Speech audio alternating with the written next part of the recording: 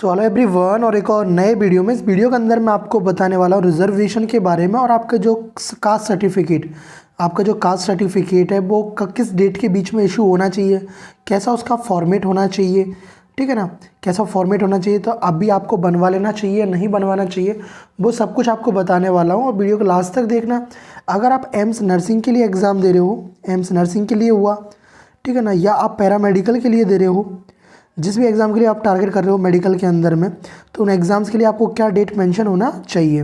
क्योंकि भाई देखो, अगर आप इस चीज़ को बनवा लेते हो तो आपको रिजर्वेशन का बेनिफिट मिलेगा। क्योंकि अगर आप नहीं बनवाओगे तो जनरल की तरह ट्रीट किए जाओगे। और जनरल अगर ओबीसी की मैं बात करूँ तो भाई आपको 500 रैंक तक भी, आपको 300 से 500 रैंक का भी आपको गैप देखने को मिल जाता है। तो इस गैप से, अगर आपको इस गैप को मतलब बेनिफिट लेना है इस चीज़ का, तो आप अभी से इनको बनवा लो, जो कि इनका बहुत ईजिली सा मतलब आसान सा प्रोसेस होता है।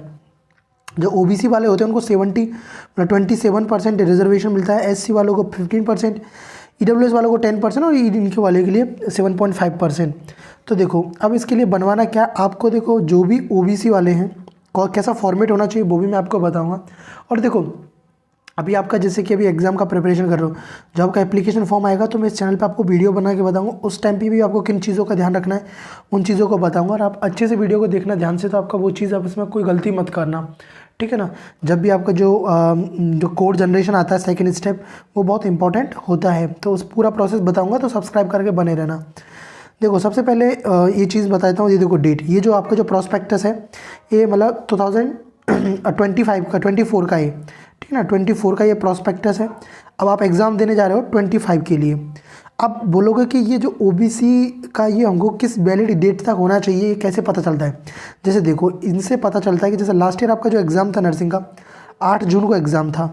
तो यहाँ पे देखो 8/6/2024 से, और ये देखो 23 था, मतलब कि 1 साल का जब आपका एग्ज़ाम है उससे 1 साल से पहले तक का। जैसे कि मैंने आपको इस बार का एग्ज़ाम का डेट आपको मैंने ऑलरेडी बताया हुआ है कि कब आपका एग्ज़ाम होगा। जो एग्ज़ाम होगा वो आपका होगा 1 जून को। इस बार जो एग्ज़ाम होगा वो होगा आपको 1 जून के अंदर में, 1 जून 2025 को आपको एग्ज़ाम होगा बीएससी नर्सिंग के लिए। ये नर्सिंग का बात कर रहा हूँ। और आपका 26 जून को, 26 या 28 जून को आपको आपका एग्ज़ाम होगा किसका, पैरामेडिकल का। तो देखो, तो ओबीसी वाला आपको 1 जून को 2025 को एग्ज़ाम है, तो इससे 1 साल पहले तक का, मतलब कि 1 जून 2024 से लेके और 2025 के बीच में जब का भी आपका बना हुआ होगा, जो इशू डेट होगा इसके बीच का होना चाहिए, तभी वो वैलिड होगा। अदरवाइज इसके बीच का वैलिड डेट नहीं होगा तो वो आपका इसमें कंसीडर नहीं किया जाएगा। इसमें देखो इंक्लूसिव, मतलब इसमें दोनों जो डेट है ना उसका, वो दोनों डेट को इंक्लूड किया गया है। तो आपको इस चीज़ का, तो अभी जो ओबीसी वाले हैं जिनका भी ओबीसी एनसीएल है, तो वो अभी बनवा सकते हैं आराम से। आप जाके अभी बनवा लो आपका, क्योंकि अभी जैसे आपका चल रहा है दिसंबर स्टार्ट हो गया, तो आपका ये बीच में पड़ रहा है, बीच में बिल्कुल मिड में पड़ रहा है, तो आप इसमें आराम से भी बनवा लो, आपको बेनिफिट मिलेगा।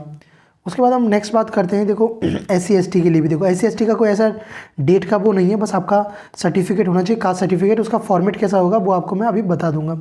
इंपॉर्टेंट है ईडब्ल्यूएस वालों के लिए, देखो ध्यान से देखना ईडब्ल्यूएस वालों के लिए क्या है। भाई जो ईडब्ल्यूएस के लिए जो आपका जो देखो 8 जून को आपका एग्ज़ाम है, ये जो लास्ट ईयर का बता रहा हूँ। अब इस बार का आप समझ लो 1 जून को आपका एग्ज़ाम हो गया, ये 2025 कर दो इसको, ठीक है ना। तो यहाँ पर आपको 25 है, 24 यहाँ पर, ठीक है ना।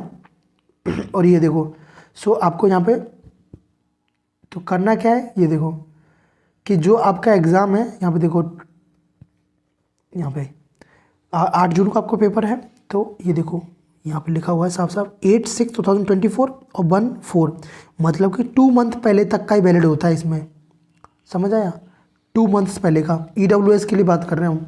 इकोनॉमिकली वीकर सेक्शन जो ईडब्ल्यूएस है उनका 2 मंथ्स का ही वैलिड होता है। तो आपका जब एग्ज़ाम डेट है, जैसे कि आपका एग्ज़ाम डेट क्या है, 1 जून को है, तो इससे 2 महीने तक पहले, मतलब उसके बीच में, तो आप बनवा लेना कब, जून में। तो आप मई के अंदर अपना बनवा लेना, मिड ऑफ अप्रैल और मई के बीच में आपको अपना ईडब्ल्यूएस का सर्टिफिकेट बनवा लेना, तभी वो आपका वैलिड होगा, ठीक है ना। यहाँ पे लिखा हुआ है साफ साफ इस चीज़ के बारे में। तो ये तो रहा इसके बारे में। अब इसके लिए क्या आपका सर्टिफिकेट, मतलब कैसा ये देखना चाहिए, कैसा होता है, कौन सा बनवाना है। पहली चीज़ आपको जो भी बनवाना है, ओबीसी जो एनसीएल बनवाना है वो वैलिड होता है। आपका वैलिड कब तक होता है, 1 ईयर तक वैलिड होता है एग्ज़ाम डेट से। तो अभी आप OBC NCL बनवा सकते हो। बात करें हम EWS के लिए, EWS का जो सर्टिफिकेट होता है वो भी ये बनवाना कौन सा आपको सेंट्रल वाला बनवाना है, सेंट्रल वाला बनवाना है। EWS की हम बात करें तो EWS के लिए आपका 2 मंथ्स बिफोर, मतलब आपका जब एग्ज़ाम है फर्स्ट, मतलब जैसे कि अगर 1 जून को आपका एग्ज़ाम है तो उससे 2 महीने तक के बीच में, मतलब 2 महीने से, और ये देखो इसके बीच में आपको कभी बनवा लेना है। ये रहा इसके बारे में। और आपका जो है जो SC ST वाला उनका कोई स्पेसिफिक क्राइटेरिया है नहीं। एक क्राइटेरिया आपको एक चीज़ और मैं बता देता हूँ रिजर्वेशन के बारे में, तब मैं आपको फॉर्मेट दिखाता हूँ क्या रिजर्वेशन के बारे में, कि आपका जो सीट कैसे फिल होता है उसके बारे में। देखो क्या रूल है। पहला रूल होता है कि देखो अगर आपका SC और ST, देखो अगर ऐसा हुआ कि SC का कहीं सीट फिल नहीं हो पाता है, SC के कैंडिडेट नहीं पहुँच पाते, तो उनकी सीटों को भरेगा ST वाला, ठीक है ना। वो जो सीट है वो ST वालों को मिल जाएगी। अगर ST वाले उस जगह पे नहीं पहुंच पाते, ठीक है ना, ST वाले, तो उसको SC वाला भरेगा। और SC वाला पहुंचा, मतलब दोनों का उल्टा है। अगर SC वालों को सीट वैकेंट बचता है तो ST वाला भरेगा, और ST वालों का सीट वैकेंट बचता है तो वो SC वाला भरेगा। पहला इंपॉर्टेंट रूल। दूसरा जो रूल है आपका मैं बता देता हूँ। दूसरा वो रूल है आपका, अगर आप OBC NCL में आपका जो सीट वैकेंट बच जाता है तो वो जो सीट है वो जनरल को दे दी जाती है, ये रूल। और जब इनमें क्या होता है SC ST वालों का भी अगर दोनों प्रेजेंट नहीं होते तब जाके वो जनरल को दी जाती है, पहले जनरल को डायरेक्ट नहीं दी जाती है। सेम ऐसे EWS के केस में भी है। देखो यहाँ पे ये सब कुछ लिखा हुआ है। ये देखो कि जो सीट होता है SC ST का, वो आपको जो कैंडिडेट के द्वारा 22 वर्ष, अगर वो अवेलेबल नहीं होता है तो उसके द्वारा फिल कर दी जाती है।